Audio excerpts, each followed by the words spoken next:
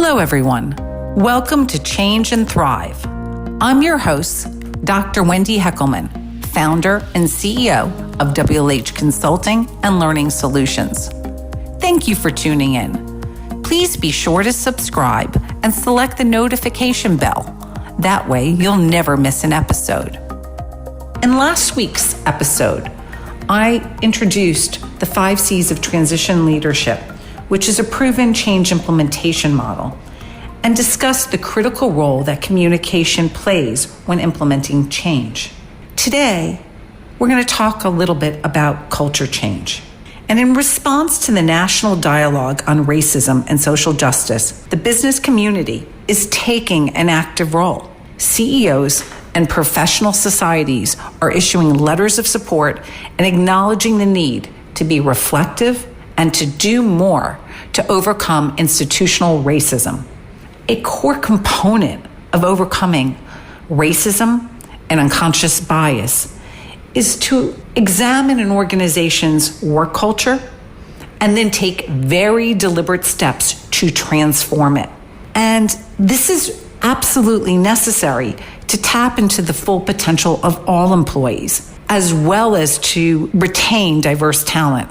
So this really begs the question, what steps can companies take to transform their culture and make it much more fair and inclusive? So I'm going to share some best practices over the next several minutes. But first, I want to level set on a few key points. First, every organization has a culture. And organizational culture is a system of shared assumptions, values, and beliefs which govern how people behave in an organization. These shared values have a strong influence on people and dictate how they dress, how they act, and how they perform their jobs. The second point is culture can be purposely defined or it will happen by default. We also recognize that engaging in organizational culture change can be very challenging. It can be daunting. However, the benefits far outweigh the costs. So let me share with you 5 key best practices. The first, as culture change takes place more effectively when worked at 3 levels: the organizational, team, and individual.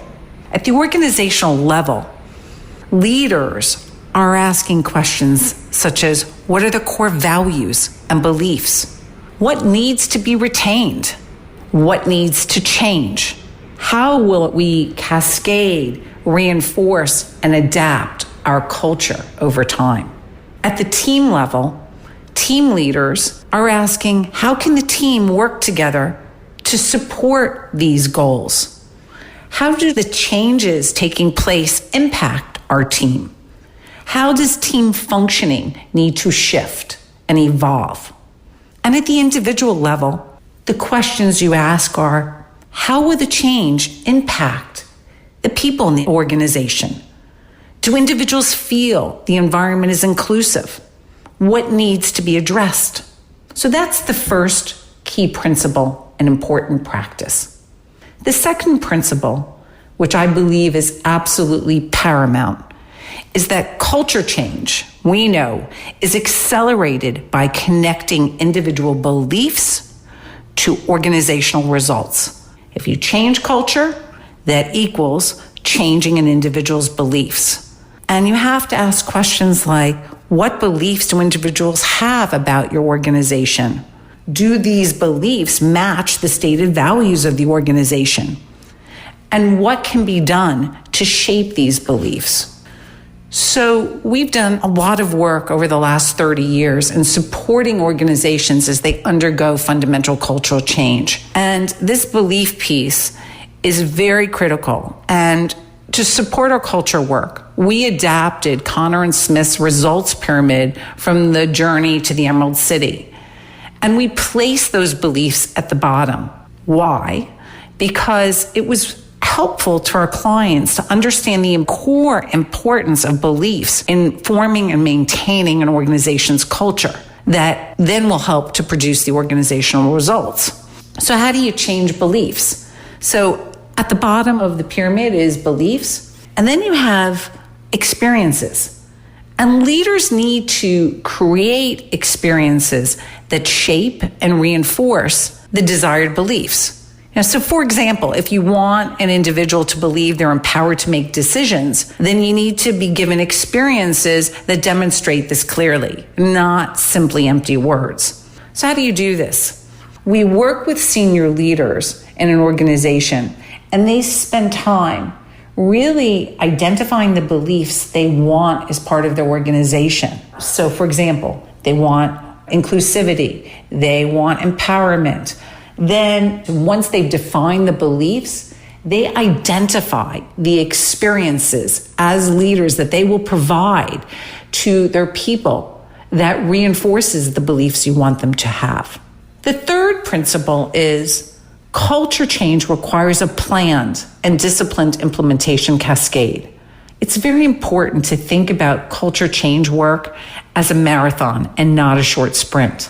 A single touch point, communication, or PowerPoint slide deck is going to be very ineffective. It is critical in any good, solid communication practices to make sure you have multiple touches and repeat and reinforce key messages, and do it in a variety of ways.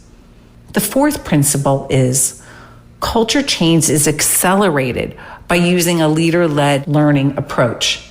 So what that means is it's critical to hold leaders accountable for driving culture change. What you need to do is provide them with tools, leader-led learning modules that they can workshop with their teams to really uncover the beliefs and talk about the types of experiences. We need to provide them tools to support cultural adoption. So there are many things that you need to do to focus on the leaders, because it's those frontline leaders and the experiences they create and the conversations they have with their teams and the actions they reward and recognize that really move the needle in driving cultural change. The last best practice principle I want to share, it's critical to focus on developing change agility skills to ensure employees are flexible, adaptive, and engaged, because this lays the foundation for openness, diversity of thought, and nimbleness. What I want to say today to summarize is with the convergence of so many external factors, the pandemic, staggering rates of unemployment, the push for social justice, organizations are needing to fundamentally revisit their strategies and ways of working. Driving cultural change is not a nice to have, but a must have for organizations to change and thrive in today's new normal. So if you're ready to examine and redefine your company's culture, check out our new book, Change and Thrive, A Modern Approach to Change Leadership, available on Amazon. Or if your organization is ready to drive meaningful cultural change, our consulting services and blended learning solutions can support diversity and inclusion initiatives within your organization. Thank you very much for tuning in today. And don't forget to subscribe. That way you'll never miss an episode. And if you're on social media platforms, WLH Consulting. Have a terrific day. And I'm Dr. Wendy Heckelman. And thanks again for tuning in.